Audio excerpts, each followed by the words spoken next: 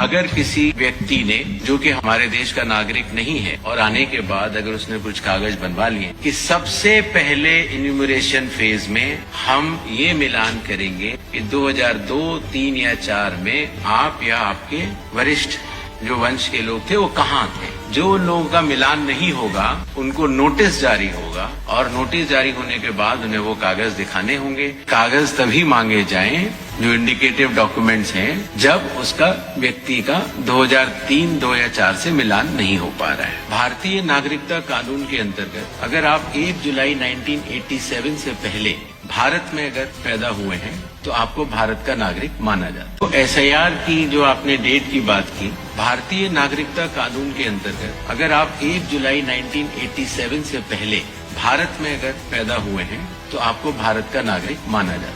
तो जो व्यक्ति 87 या उसके पहले का बॉर्न है, अगर उसमें 18 साल जोड़ देते हैं तो सन आता है 2003, 4 या 5। इसीलिए जिन लोगों का नाम 2003, 2 या 4 की मतदाता सूची में है, उसकी प्रोबेटिव वैल्यू, उसकी एविडेंशियरी वैल्यू कि वो नागरिक है, उसकी कोई जांच करने की आवश्यकता नहीं है।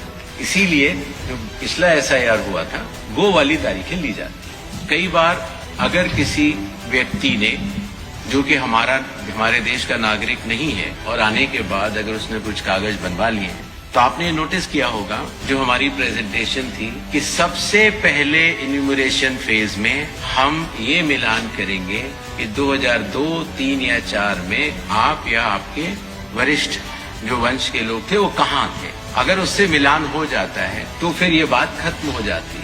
जो लोगों का मिलान नहीं होगा उनको नोटिस जारी होगा, और नोटिस जारी होने के बाद उन्हें वो कागज दिखाने होंगे, और उसके साथ साथ ये भी बतलाना होगा कि 2003 में वो कहाँ थे। ये करना बहुत आवश्यक है। जब हमने बिहार का एसआईआर कराया था, जब चुनाव आयोग ने उस पर 24 जून को अपने आदेश जारी किए, और उसके बाद इन्यूमरेशन फेज रही और क्लेम्स एंड ऑब्जेक्शंस की फेज रही, तो उसके क्रियान्वयन में ये पाया गया कि शुरुआती दौर में दस्तावेज लेने की आवश्यकता नहीं है, क्योंकि अधिकांश जो मतदाता होते हैं वो कहीं न कहीं लिंक्ड होते हैं या वहीं के रहने वाले होते हैं, तो उनको दस्तावेज देने की आवश्यकता ही नहीं है। सच बात तो ये है, बिहार का अगर एग्जाम्पल देखते हैं, बहुत ही कम लोगों को और दस्तावेज देने की जरूरत पड़ी, और इसीलिए उस सीख को ध्यान में रखते हुए जब इन 12 राज्यों में जब हम लोग एसआईआर करा रहे हैं तो इस बात का निर्णय लिया गया कि